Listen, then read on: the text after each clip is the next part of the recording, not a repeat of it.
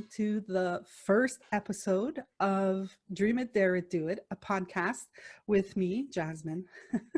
Who is Jasmine? Jasmine, I am a businesswoman. I am a coach. I am co-author of the best-selling book, The Midas Touch with Joe Vitale. And I decided that I wanted to have cool conversations about living the life that we want. And I'm starting the first episode with my friend Nikon. Hi, Nikon. Hello, Jasmine. It's a pleasure to be here. So Nikon is, we both did Super Coach Academy together. So Nikon is also a coach.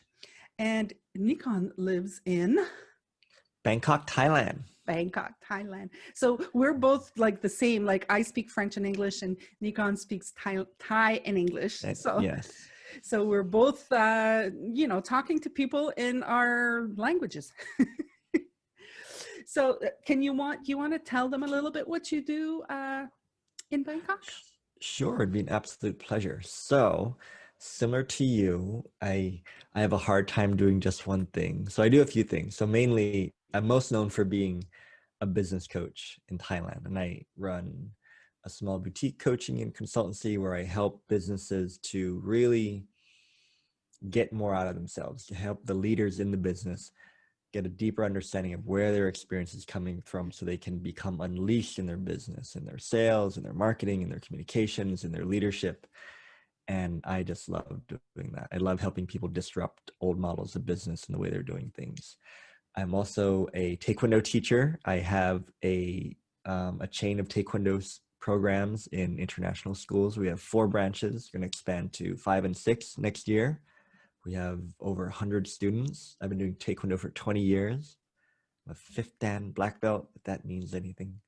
And It means also don't bug him. I will mess you up. lovingly.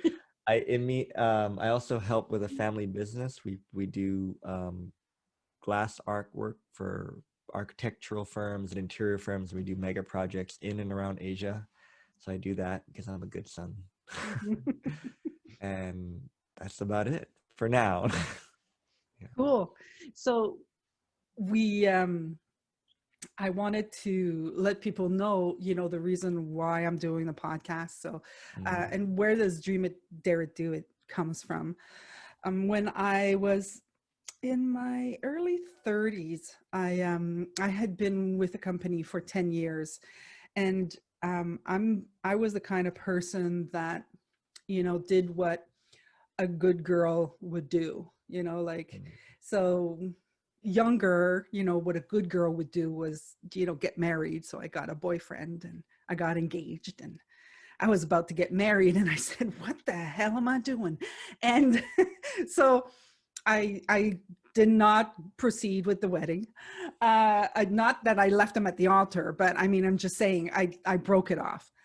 And then I thought, okay, well, if I'm not going to be the good girl and, get the husband and the 2.3 kids, whatever the statistic is, and the picket fences, white picket fence and all of that, I'm going to have a career. I'm going to be a good girl. I'm going to, so I found myself a job and I worked through, the whole shebang. I went to school for accounting, and then got out of school and I found this job and I started in accounting, and then I went to customer service, then I went to sales, then I went to sales management. And so like I was going up in French we say les échelons, but going up the ladder, And after 10 years, I was like miserable. I'd been miserable for a freaking long time. And I was like, okay, I have to get the hell out of here. And I left, and I left without a job, and I left without, I was just like, okay, I've had enough. I'm leaving. And so I took a month off to just think about, what do I want to do? And after a month, well, my insecurities started taking over, and I was like, okay, I have to go get a job now. I have to go get a job. And I went to find a job, And within 3 months of being in that job, I was as miserable as I was with the other job that I'd been with for 10 years. And I kind of like went, how did that happen? Like, like it was just like, for me, it was like, I've been there 10 years. It's been too long. And so I'm going to just move on. And then the other guy had been there for 3 months. And I was like, I hate them. I hate them. It's all their fault. It was really an outside. It was because of them, Mm. It wasn't inside out. But as I reflected on it, I really saw that no, it was because I wasn't doing what I wanted to do again. I was doing what I thought I should do. So I decided that's it. I'm starting my own business, and I called it D3. My name is Desbiens. The last name is Desbiens. So I said, oh, okay, D to the power of 3, D3. And then the person said, well, what does it mean? And I was like, yeah, what does it mean? And then I kind of like, just dream it, dare to do it, then just do it. So that's how it all came about, But it wasn't really working with my services company, Dream It, Dare It, Do It, because what I was doing was going into companies and helping them set up their computer systems and their CRM and their accounting and all of that kind of stuff. Like, I'm into business systems. And so I kind of dropped it. And then when I wanted to do the podcast, I was like, oh my God, Dream It, Dare It, Do It is perfect for a podcast. So that's how it came about. And so I want to talk to people about, are they living the life that they want? And I thought, you're so, got so many things going. I feel like you're living the life that you want. And I wanted to know, first of all, is it? Are you living the life that you want? And what brought you there? Like, how did you get to live this? Yeah, I really resonate with your story. And before we started recording, we talked about want, right? I think what occurred to me, well, I'll tell you, I guess, how I got here, right? So growing up in Thailand, I kind of grew up in a very interesting family. Like, my father's a world-renowned glass artist, right? And he was very much busy being an artist. And I guess growing up, I always felt a little neglected with attention and love. So I learned how to be super independent. Like, I really learned how to really take care of myself emotionally. And there's a dark side to that, which will come later. But I learned how to be really independent. And my aunt, who was my first mentor and teacher, she opened up the first Montessori school in Thailand, in my city of Pattaya. So I went to that school, in her school, right? Because she opened up a school down the road from my house. And through the Montessori program, I really learned how to be very resourceful, learn how to ask a lot of really good questions, learn how to kind of create my own education. And then so when I finished high school in Thailand, I was like, I'm leaving this place. I don't want to be here.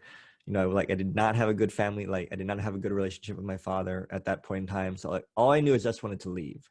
So I moved to America in Washington. I went to Washington, D.C. I didn't know what schools to go to, what rank. I just knew I just want to live with my aunt. It was real cute too. My aunt took me around to all the universities there, right? There was like George Washington University, Georgetown, American University. This Asian boy had no idea what any of these places were, like their ranks or top 50 or whatever. So my aunt, she took me to George Washington University, and I was like, oh, this is like a city university. Like, this doesn't look like the image I had in my head. Nah. Went to Georgetown University, and I remember the tour guide showing us, oh, this is the graveyard where we keep our famous dead people. And in Asia, that's like super bad luck to have a graveyard in. So I was like, oh, this is bad feng shui. Like, we don't want to go here. Went to American University at the beautiful campus. It looked like a movie I had in my head of what an American university should look like. We walked right into the registrar's office and said, hi, Yes, love the school. I'd like to go to school here. Where do I sign up? And the lady kind of looked at me like, oh, okay, here, you fill out this form. They gave me an interview. I gave them an SAT score, and I think 2 months later, I was enrolled into this school. And then it was very Mr. Magoo, because I was talking to my friends, and like later, like 2 years later, I was like, oh, this school is so hard to get into. The business school is top 50 in the world. And I was like, oh, did you guys not go to that registrar's office that I went to? Like, did you do it? Did you not know you could do that? You know, very much like that. And then, so that that kind of set me up, because going to this business school really put in my head of what I should want, right? Like, oh, you go to this business school, you should go into finance, you should go into like I had this idea that I would graduate and I would immediately become CEO of some company. I would come back to Thailand and be like, look at my American university. You should let me be CEO of something. And so I was met with a very rude awakening that that's not true, that's not what happens in real life. People don't let you become CEO because you graduated from some business school. But I was determined. I was like, I want to be independent. I'm going to work in finance. So after years and years of working different jobs, I finally landed like my big, finance job. It was like an interbank brokerage job. It was like a desk. There was like numbers, like millions and millions of dollars being traded. And it was like a job where you would help banks buy and sell financial products like bonds and currencies. I think for like a Thai bank You to made it. buy. Yeah, I made it. Like for a Thai bank to buy currency from a foreign bank, the minimum amount they were allowed to buy was $1 million. Minimum. You couldn't buy anything for like you could only buy $1 million. You couldn't buy $500,000 worth of currency. And so, and it's very similar to you. The second rude awakening was I realized that I hated my life. I hated everybody there. And like my mind was going to all sorts of dark places. I would just like, it was so toxic that workplace. They would just like chew you out because they want to make you emotionally strong. So their idea of that is just to like degrade you and chew you out until like you just get being used to the pressure. And it just made me not like them more. Yeah, and so to what you're talking about is, it really fucked me up because I was like, oh, like, but you're supposed to want this. Why are you not happy? Like, you should be happy. You like, within 3-5 years, you'll make $10,000 a month, and you've made it. Like, There you go. yeah. And I just couldn't ignore like my soul just being like you can do this, but you're gonna die in your soul. And I think after getting getting chewed out for like 6 straight months, and having to be at the office by 7 a.m. and finishing at 10 p.m. and taking clients out to dinner and like waking up at 4 a.m. to get to work. I think I walked out one Friday night evening and I never went back. I was like, yeah, no. And that next day I just sat at my apartment. I had the first floor of the apartment building on a chair, and I just listened to the breeze and just was like incredibly present. And I was like, wow, I've never felt this free in my life. And I was like, okay, well, and then from then I was kind of lost, right? Like I didn't really have a plan, because like my thing that I wanted to do was all of a sudden like, miserable. So I took another job in project management, and then I just started following what naturally came to me, like not what I thought I should want, but just okay, this is what I want for now. So I want to do Taekwondo because I've been doing Taekwondo all my life. So actually I want to teach Taekwondo. So I'll approach the school and ask if I could teach Taekwondo for them while I did my day job. And they said yes. And that business grew to 4 or 5 branches over 8 years. We have over 100 students, and eventually fun story. Like, even though, and then coaching came in, I learned to be a coach, and I learned because, Taekwondo is very much about coaching kids. Like, oh, maybe I can coach adults too about the things I've learned, and that developed. And fun story, I was making like 3 or 4 times as much money in my businesses than my day job, but I didn't want to leave the day job because I was like, free money. Why would I leave free money? Like, So I stayed until like they fired me. And I was like, yeah, that's fair enough. Like you guys should probably fire me. And coming up to now, oh my God, gosh, Jasmine, life has been fantastical. Like getting to do super coach and getting to meet people like yourselves and learn from mentors like Michael Neal and Lynn Robertson and Fiona and Marina and all these amazing coaches and meeting amazing people in my life. And it just occurred to me yesterday, really. And it's so interesting that we're talking now. It occurred to me like, wow, I'm really fucking happy. I don't have yet have the amount of money I would like to have in my bank account, the house or the car, but I'm really fucking happy. And it blew me away because my whole life I always thought when I get what I want, then I'll be happy. And I was just sitting there at dinner, actually. I was on a date and I was like, I'm just really happy. Like I could get hit by a bus tomorrow and be like, yeah, that was a good run. Like that wasn't bad. That's really cool. That's really cool. So like having done the work that we've done, so now we like, for those of you listening, like we really get that it's an inside out thing. Like our experience of life is coming from inside, not from outside.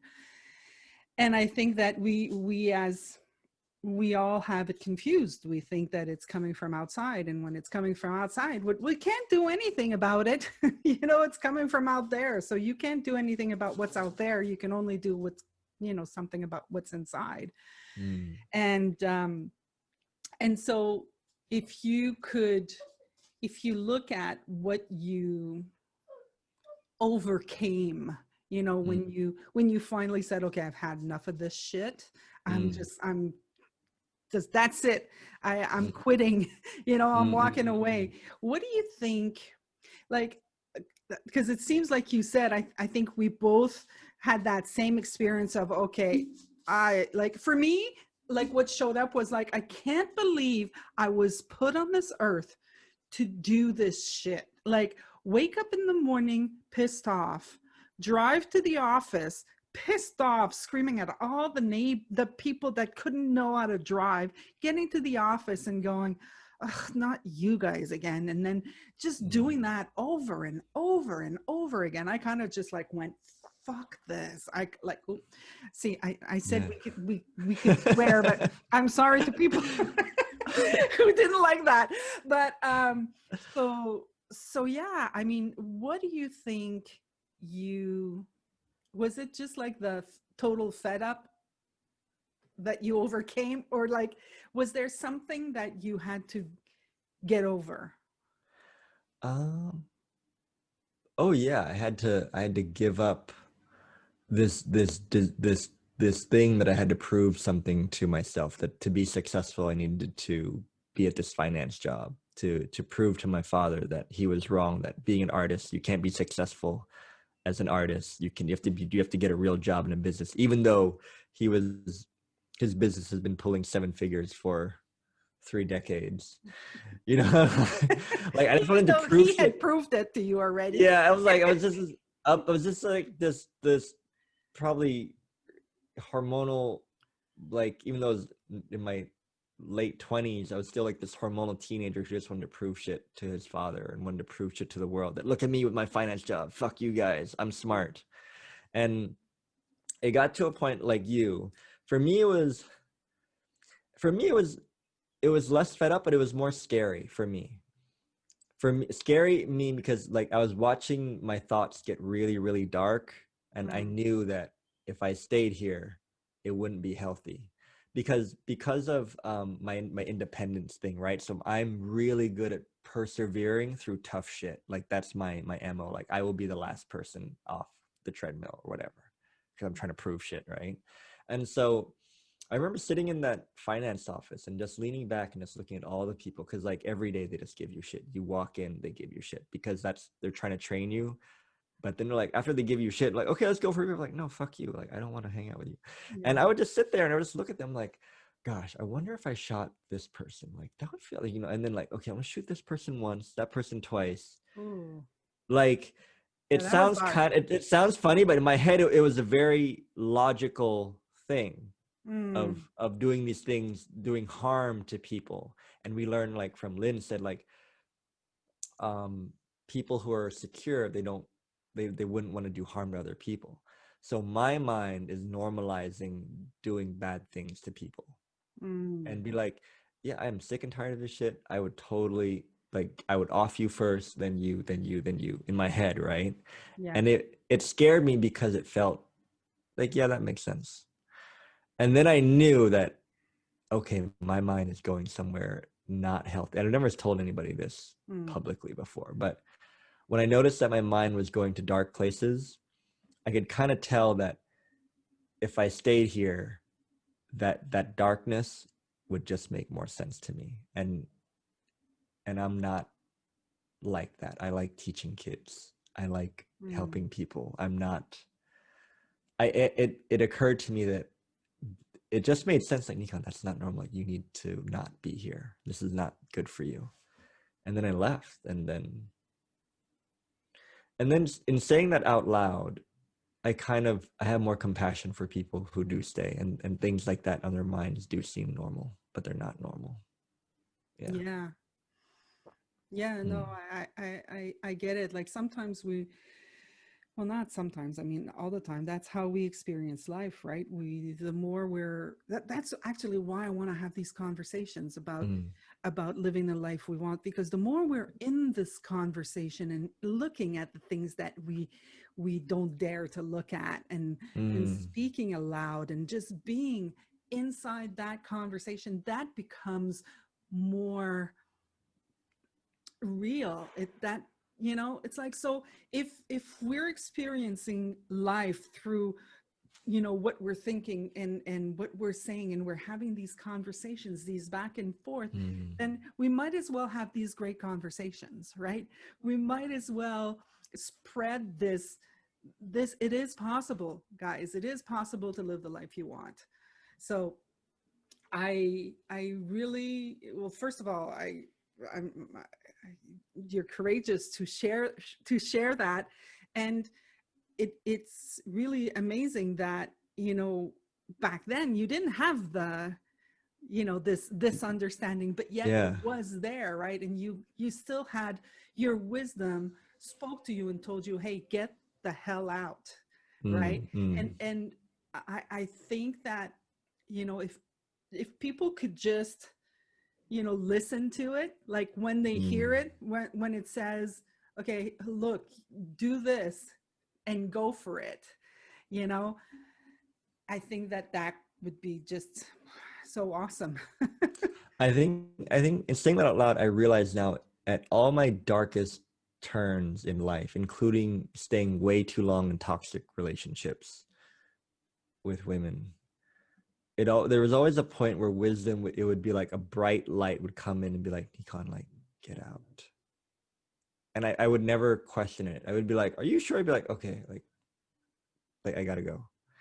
And I always felt insecure about it because I always felt like I was quitting, or I was like a loser for leaving. But the messages were so clear. It was just a very no-brainer. You need to leave this. This is not healthy. And in pointing to, you can live the life you want. I always felt bad because I always thought, like, this is what I want, but I was always miserable. Like, why is this not working? Like, whatever. And I think when I really did let go of what I thought I wanted, because I realized most of what I wanted was based on my insecurities, Mm, and most of what I wanted was based on what I guess society or culture told me I should want. And when I really, that was probably the hardest thing to get over, is to give all that conditioning up, to give up that image. And what came through was, I don't really like Lamborghinis. I don't really need a big ass house. I don't need yeah. a helicopter or a private jet, or diamond necklaces. I like I'm really happy with small spaces. I like spending money on coaches and mentors, and like, and that was new to me too, that, like, oh wait, I need far less than I thought I wanted. Yeah. And when I really got in touch with how little I needed to be happy, or like the inside out, right? Like happiness comes from within. I realized, one, I didn't really need much. I no longer needed to make $10 million to live the life I wanted. I probably need to make 100,000 or 200 to be ridiculously happy and do everything I've always wanted to do, living in That, Thailand. it's funny because, as you're saying that, I'm kind of like, okay, I'm looking at the dream it, dare it, do it thing. And I'm like, like if I remember when I was a kid, Mm, if my dream would be to be a singer, you know, and I did sing. mm, I wanted to sing. I sang. I was looking for a stage. I found the stage. I created it for myself. I mm, wanted to have an album. I recorded an album. I was like, okay, well, I can do this. Nobody out there wants to record me. I'll record me for crying out loud, like, so there's this thing also that, like you have this dream as children where you don't have the thinking mm, around, I shouldn't be dreaming this, right? So we have, as we're younger, we have these dreams of, there's no filter, we're just dreaming. You could ask a young kid, they're going to be, oh, my dream is to fly a helicopter. mm, The adult would be, my dream is to fly an helicopter, but I don't have enough money to take the classes, because if I take the classes, then I'm mm, like mm, there's mm, this mm. whole process of it. And I know that, most people who are listening to this, I'm sure they're not kids. uh, and when I'm talking about dreaming, I'm talking about, dare to have that dream that is yours, not that is, I want to make $10 million because then I'm going to be blah blah blah blah blah. What is it that's Mm, calling you? What is, somebody told me the other day, actually, was Lynn, how is life calling you to live? you know mm, and life is calling me to live like this right now. And you can change your mind tomorrow, and you can have, change your mind next year. I mean, it doesn't have to be, okay, I'm going to do this until I'm 30 or mm, until I'm 70 or 80. You know what I mm. mean? And yeah, that's really great. It's like, what do you want to do right now? What Go for it, because anything is possible. What's interesting when you were saying that? What came to me was a lot of the nudges of what I wanted led me to other things that I wanted. Like what I originally wanted wasn't the end thing that I wanted, but it led me to meet this person who introduced me to this other thing, which is what I really wanted. For example, I host an event in Bangkok called Super Fail, and it's a live show. It's like a live podcast, and we have three speakers, and they're very influential. They're like celebrities or business personalities. We've had Olympians, we had world champions, and like supermodels and fashion designers, and I just interview them like this, but specifically about their failures in their journey. And it was never a part of my business strategy or plan. The co-founder, who was an events organizer named Rihanna, she just asked me one day, like, hey, I want to do a fuck up night. And I'm like, what's the fuck up night? And I had to go research it and redesign it to the way I wanted it to be. And it led to this. We've been doing it a year now. Now it's going to expand internationally. And I never wanted that thing, but but life was calling me to help bring this idea to life. And I wonder if now for me, the way I kind of play the game is I know what I want, but I also leave room for what I don't know could happen along Mm. the way. Like Super Fail, which has led to some amazing connections and experiences, right? And that's been fascinating to me. I think the thing that hit me was like, wow, like, no, Rob Cook said it. Rob Cook, he said, what you want is really the beginning of what's possible. It's not the end. And I've been sitting with that a lot. Mm. Yeah, Mm. that's beautiful. Say that again. Rob Cook, shout out to Rob Cook. He said, he said, what you want is really just the beginning of what's possible for you. Mm. And I found that to be so true for me. What I want is really in like a blade of grass compared to what's possible. But I only want what I want because I can only see that far from where I am standing. Yeah. Yeah. Yeah. I heard someone the other day say, you know, the the fun is in the unknown. Yeah. And that, I don't think we've been trained as much in the unknown, in wanting, in allowing your desires to sit in the unknown. You know, we've been trained to be very specific about what we want. You know what I mean? yeah. It has to look like this. It has to be like this timeline. It has to arrive by this and but we haven't been trained just to just to want, purely to want and enjoy the wanting. Like for like, and this is very fresh to me right now. I just realized that I have been trained to want something with a very specific outcome. I want this, therefore it must look like that. I realize I've been less trained to like, wow, I really enjoy wanting to be Michael Niels' apprentice. Like I'm really enjoying wanting to grow a really successful coaching business. I have no idea how it's going to be, but I'm really enjoying this pure, clean desire. Like Yeah. no one told me that was enough. Everybody's like, okay, you want this. What's your plan? And then all my insecurities are like, well, shit, I don't know how, blah, blah. But if somebody would have said to me, oh, you want that? That's so wonderful. Enjoy it. Very different game. Mm-hmm. Mm. Yeah. Mm. Hmm. So we're both in the course, do more cool stuff. We're Yes. doing this. Um, Now, Dream It, Dare It, Do It is, is the birth, and do more cool stuff. This is kind of like came out of this one. Yeah. I'm doing two. I'm doing Chill Girls. So Okay. with one of my girlfriends, we're gonna have a podcast, and we're called Chill Girls, and we're just gonna chill, and we've got games going on, and we're just gonna play. So I'm in a very creative mode right now. Mm. I'm also working on a 6 weeks create your own podcast uh, I love it. workshop. So I'm playing with that. What are you playing with right now? Is there any cool stuff you want to share? Oh gosh.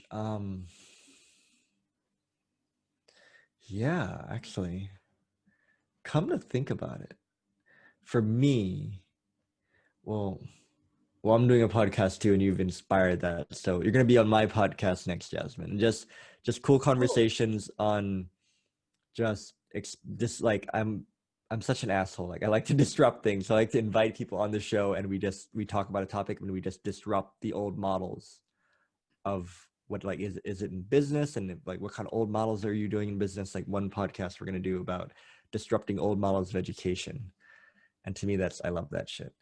And I'm hosting Super Fail in Bangkok, and if you're in Bangkok and you're listening, you're more than invited to come and check it out and meet me in person. I'm in my kind of do more cool stuff is I'm designing a business accelerator like the way I want to, where we just disrupt the shit out of your business, and from the ashes emerges this rising phoenix of your business in a whole new way, right?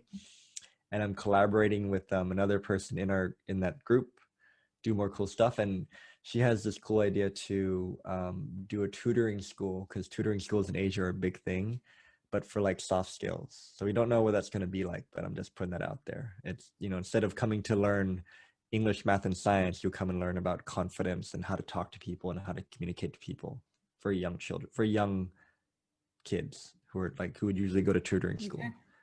And yeah, and then I'm training for the national games in Thailand, and I'm training for a national championship. So that's taking up a lot of time and energy. And yeah, those are things I'm working on. and I'm having a lot of fun. So I've seen your Mm, Instagram and your mm. Facebook, and so I have a question. Like maybe I should have read this somewhere else, but I try not to spend too much time Yeah. on social media because otherwise I get sucked in, and then 5 hours went by, and it's like, wait, what did I do today? Oh, I looked at social media. Um, so my question to you is, what is a wait date? Oh, okay. Wait So night, date night. Wait night, date night. So this is it comes from a coach named Toku McCree, and he recently, or maybe a year ago, he got divorced from his wife, and he was kind of learning he wanted to like reset his relationship with the feminine, and he got inspired by another coach named Kendra Kunov, and who I guess does this kind of thing where she helps people create space in their lives for their ideal partners, like sleep on one side of the bed. If you make dinner, put out a plate for two people, clean out your closet, make space for your future partner. And then Toku asked himself, like, okay, what's the guy version of that? And Toku, for him, he said, I'm just gonna make space, because if I did have a partner, I would make time for her. I would carve out time on my schedule and do it. And then what it actually is, it's a Zen ritual of waiting. Waiting, they call it waiting for nothing, because we're always waiting for shit, right? But we very rarely wait for the sake of waiting. And it's a practice that creates a lot of space because you're just waiting and there's just emptiness. And so the idea is you show up for a date, like you get dressed, you buy flowers, and you show up to the date and you just wait for an hour for nothing. You just literally wait for nothing, and you just kind of sit with yourself, and you just notice what you're seeing and what you're hearing and what's coming to you. And so again, I felt called to do it. Like in my heart, it's like, you should do this thing, you should do this. I'm like, okay, I'll do it, I'll fucking do it, like. So for me, it was a train station. And I think I cried for the first 20 minutes because I realized how fucking lonely I was.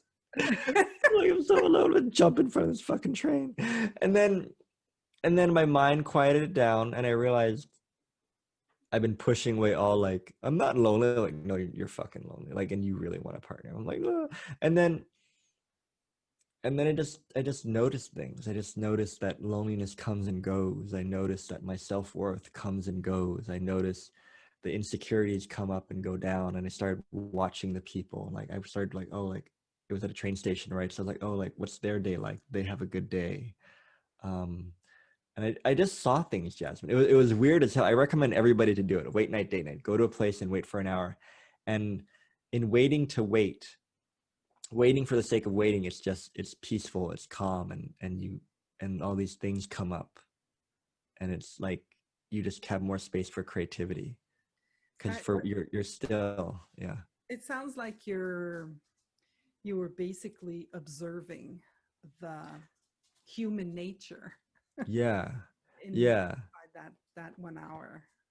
And I'm doing I try and do it every week now. Even I told myself, even if you do get a partner, I'd still go and do it. It's just such a great ritual of waiting and just being with yourself. And to point to the point of this podcast, right? Like, what if waiting to wait and creating space for yourself would help you get more clarity around what it is you really want, and help make space for that wisdom, to connect to that wisdom Yeah. within you.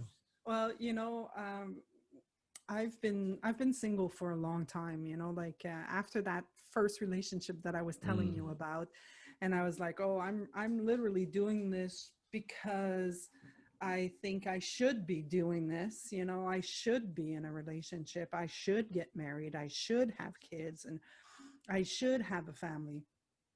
And um, and I could tell you that the first 9 years, like the 9 years, not kidding, I cried and I was mm, lonely, and I had my insecurities were, I'm pathetic, nobody loves me, and but the more that I stuck to it, the more that I studied I really looked within. That's like Mm, I think that everybody could gain a lot at being single, because I got to know myself in a way that I don't think I would have been able to were I have had kids and got married, and like, because I would have got caught up in that whole bustle.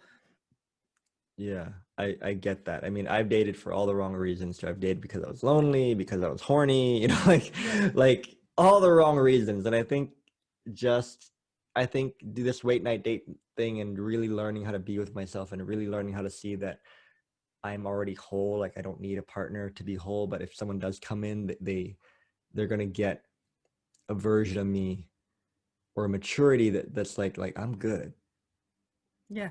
and you get to share in my goodness, not my incompleteness. I'm not looking for you to complete me in any shape or way or form. I And think Jerry Maguire just screwed it all up for us. yeah, that guy screwed that fucker, man. Fuck that guy. And and and so in a roundabout way, like this is what you want. Because like in my heart, I realized that like, no, Nikon, you actually do well with the partner, but you've been doing it for all the wrong reasons your entire life because you've never sat still long enough to really look at the shit. And having sat with it, I'm like, oh, okay, I see why. Like these desires have been driven by insecurities. Yeah. And when I stopped doing that, I just all these cool shit started happening, like meeting great people, meeting like opportunities show up because I just have more space in my life because I'm not busy trying to mess with my insecurities or not busy desiring from my insecurities. It's clean now. And that I think that probably changed my life. Yeah, I think that if we can, like today in our class, the thing that really resonated with me was, and I wrote it down, insecurity is not a fact, it's a feeling. Mm-hmm. And Mm-hmm. I know that feelings, they just, they come through me, right? Mm-hmm. Feelings, I feel them and then they go away. It's not like I get a feeling and all of a sudden I've got this feeling forever. Okay, well, I have a feeling of anxiety. Now I'm going to be anxious for the rest of my life, like Yeah. Oh my God. they disappear. Can you imagine? They disappear. So it's really cool to see, oh yeah, so insecurity is just really thought, and thought is energy, and energy just dissipates, like it Yeah. moves through us. And I've learned to I was listening to this podcast by Michael Neal and Genpo Roshi, and he said you go up the mountain, then you have all this understanding, but you have to come down from the mountain for you to be able to share with people and connect with people. And for me, it was just allowing myself to feel as lonely as I needed to feel lonely and just live through that shit. And it was deeply, deeply satisfying. And that messed me up. Like, why is being lonely so satisfying? Mhm. And it was like this aliveness this feeling of aliveness coming through. I'm like, wow, like this is what it's like to feel fucking lonely. Like I really get this now. And I almost have so much more compassion for people now because like, wow, like I get that. I know exactly what that feels like.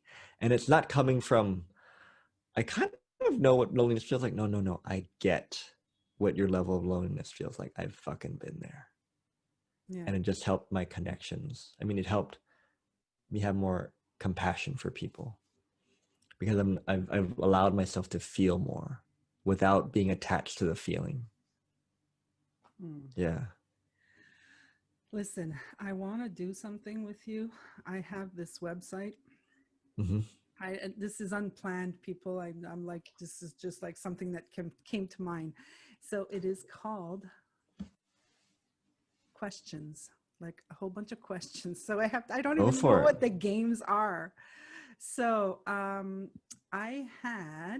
there was hold on. So see, there are so many. Got this website. Uh, Hold on, there was one. Would you Shoot rather? away. Fire. Would you rather questions? Go for it. We could play with the would you rather questions. Weird would you rather questions. Let's go see what weird would you rather questions are. I'm freaky. Let's do it. Okay. Some of them are probably not going to make any sense. Would you rather your shirts be always 2 sizes too big or 1 size too small? I like a fitted shirt. I think I look good in a fitted shirt. I Yeah. think 2 sizes too big. Okay. um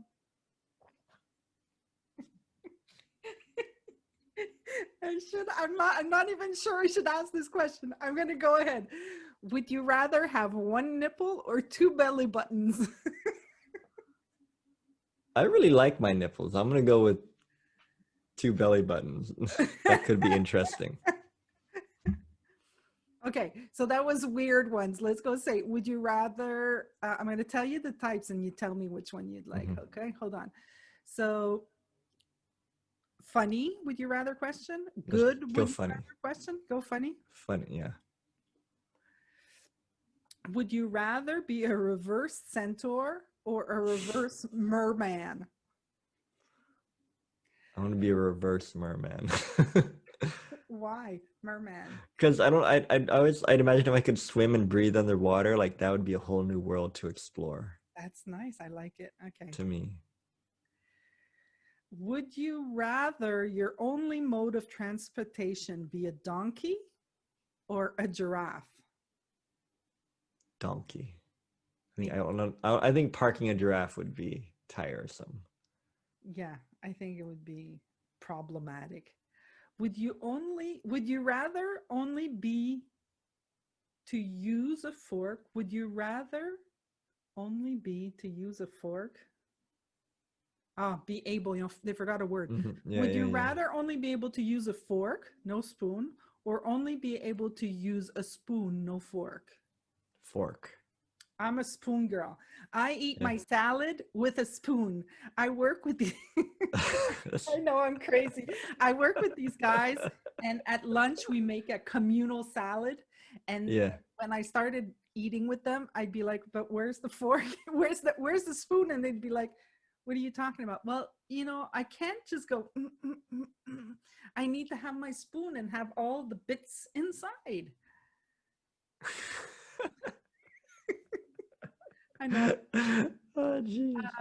I guess I just realized I really love soup. I can't eat soup with a fork. So. There you go. See? Or cereal. So I think a spoon would win. See? Spoon. You get more for your bite. You know what I mean? Yeah. Would you rather have edible spaghetti hair that regrows every night or sweat, not sweet, sweat maple syrup? Oh. That's kind of gross. That's gross. I wouldn't do any of those things. They both sound gross. They both sound gross. I agree. Would you rather have to read aloud every word you read or sing everything you say out loud?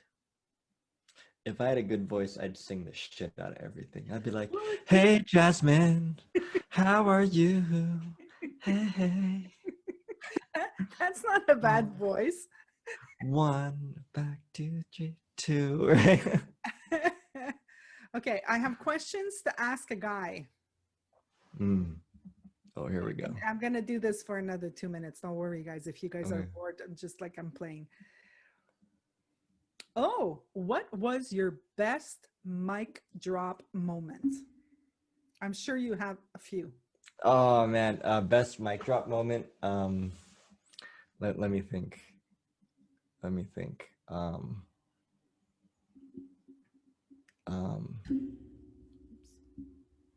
to think of the best mic drop moment. Be like, pow. I think it was an experience, a collective experience. It was the first Super Fail event in Bangkok, and it was the first one I ever did. And we had like a celebrity come, and we had like 2 multimillionaires come, and we had another startup person come. And for me, it was a mic drop because I don't think anybody thought we could do it. And it was just like, mic drop, did it, motherfuckers. What's up? Fala, like out of nowhere, just pulled this thing together within 2 weeks. You know what you got, and that was a mic drop for me. For me, it was like proving shit, and or winning a bronze medal at the Thai national games. I was like, oh, check it out, 33 years old, won my first national bronze like games. You know, nobody thought I could do it. Everybody else is like 16, 17-year-olds. What up? Nice. I have a mic drop moment. I'm not sure it's a good, like the one that came to mind. I'm not sure my dad would be happy that I shared this. Okay, so we're 50 minutes in. So if anybody went all the way through this craziness, this is the treasure chest at the end if you listened all the way through. Okay, so here's the mic drop. So my father used to tease my mother all the time about her not giving him sex. Right? Okay. So like this, it was just like a joke. You know, like it was like, oh yeah, I'm still waiting for it. You know, like he would always have like this kind of joke, you know. Yeah. But I'm pretty sure it was some jabs, like there were jabs in there. And younger, I wouldn't say anything. I mean, I would just like, poor mommy, poor mommy, poor mommy. But once I hit 22, you know, I was, you know, I kind of knew what that was now. I understood what he was doing. Yeah. I had my boyfriend and I'm like, hey, listen, you know, so one day we're sitting down for dinner and we're eating and he makes this joke about that again, that he's not getting any. And I looked at him and I said, that's not how mom says it. Oh snap, mic drop. Mic drop. What did he do? And my mom mic drop. What did he do? laughing her brains out. My father's like, what have you been telling her? And my mom's like, stop doing that. I'm the one who gets the shit after. I think that's just like universally awkward when you talk to your parents about getting laid. Yeah. Like, isn't it cool though? At some point, I think I heard a joke where it's like, there's a point in your life where your parents, there's a switch between your parents hope you're not getting laid, but then at some point they hope you are getting laid. Yeah. I think my dad, I'm now 50 and my dad is like 78. I think my dad. You look like you're 35. Yeah, I'm 35. That's what I am. No. Yeah. Now I know I keep I sleep in a fridge. Everybody should listen to this podcast just for the jokes. Yeah, there you go. Okay, so what childish thing do you still enjoy? And I love messing with people and like joking and like teasing. I love teasing people. I love just messing with people. And like I'll find a good friend who I know can kind of like take it, and I will just roast the shit out of them and like tease them or like mess with them. I will yeah, like Caleb. Shout out to Caleb, my number one bitch. Shout out Caleb. I don't know if you listen through. But like I will send people shit from Amazon just to mess with them. Like they will get like dicks in the mail from me for my own satisfaction. And you put a paper, please videotape yourself when you receive this package. Yeah, like, but that's the real thing. Like you can order dicks in the mail for people. I know it's a real thing. You can order anything. Yeah, like I will spend money and time messing with people, like, and it's just, but I do it from a good place, so they don't feel like they're being picked on, but like oh, Nikon put enough time and attention into this because he cares about me, you know. Yeah, I get it. Yeah. Okay, one last one. No. What is the most useless thing you know how to do? The most useless thing. Like what kind of talents do you have? Give me a moment. The most useless thing I know how to do. That's a really good I question. know. The I'm most thinking the about. most useless thing I know how to do is, it's funny because to me it doesn't feel like, I'm thinking of things like they don't feel useless to me though. You know, like my ego is like it's not useless. Um oh gosh, I'm trying to think the most It's useless hard. thing.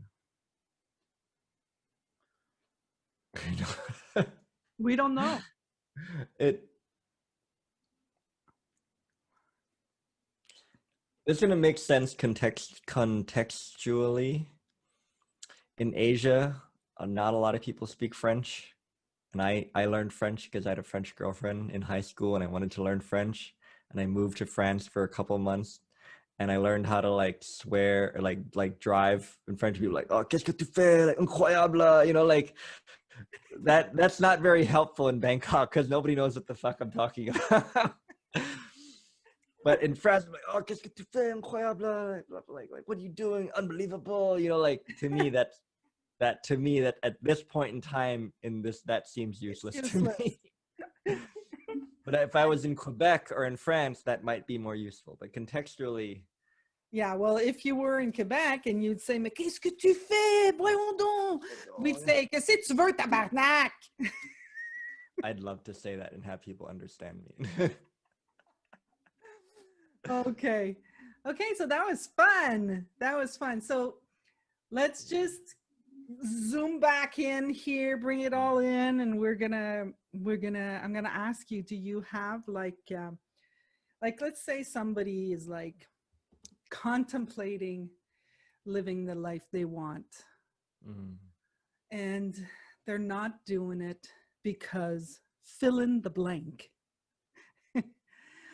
what what or do you have any inspirational words for them? I'm probably gonna sound like an asshole, but I'm gonna say it is if you're not doing it because of fill in the blank, you probably don't really want to do it. Mm. And I would suggest to just take a hard look and maybe reimagine what you want. Look at the things that you're doing that nobody needs to tell you like, okay, you should do it. And just follow that, see where it takes you. And believe me, like, and me too. I've put I've set up lofty, super goals for my business and I never did them because in my heart I didn't really want to do it. Mm. Like make $100,000 in 3 months. I'm like, yeah, no, I don't really want to do that. Like, but it was far easy for me to, why don't we just get one client like that? Like, I want to do that. I want to work with someone new this month. And yeah, that's what came to me when you said it. I was like, if they're not doing it, they probably don't want to do it. And so I've learned something cool, and this relates. I've been hanging out with a lot of really, really inspirational business owners and like people who own big businesses and they're CEOs. And they said to me, I asked them like, how do you have time to do all these things you do? It's like, well, like you seem so busy. It's like, I have a lot on, but I'm not busy. I always have time to do the things I really want to do. And that blew my fucking mind. I was like, oh, everybody has time for the things they really want to do. And if you don't want to do it, you'll never have the time to do it or the money. But if you really, really, really want to do it, you'll find the money and the time to do it. Mm. And Well, you can't, yeah. And you can't make yourself do things you don't really want to do. I've learned that too. well, I'm super happy that you really wanted to do this podcast with me. I would have moved heaven and earth. It was super fun. That's a good example. Like when you gave me the times and you're like, okay, let's do it at 11 at night on a Thursday. I was like, yeah, I'll do it. Like it wasn't, I was like, fuck yeah. For Jasmine, 1 a.m., I do it. Oh, you're so sweet. Well, I think I'm gonna re-invite you sometime. I mean, we're gonna have to do this again. Yeah. So, so people, if you want to hear more about Nikon, you go to nikongormley.com. .com. And I'm really active on my Instagram at nikon.gormley. and my Facebook at Nikon Gormley. And yeah, more good things to come. And come hang out with me, come play, hang out with Jasmine. Jasmine's gonna come on my podcast and we're going to shoot the shit over We on will my shoot side. the shit. So people, Yeah. I hope that we've inspired you to dream it, dare it, do it. And with that being said, we shall see you at the next episode. And I don't know who it is yet, to be continued. But Nikon, thank you so much for being here.